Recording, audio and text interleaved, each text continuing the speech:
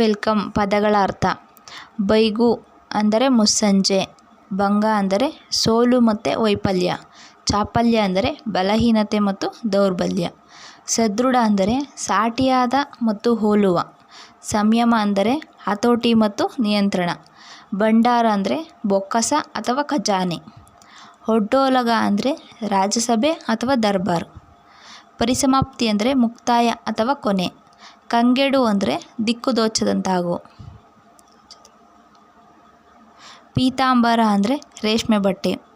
ಸಜಾ ಅಂದರೆ ಶಿಕ್ಷೆ. ಎಲ್ಲರೂ ಅಂದರೆ ಗಾಳಿ.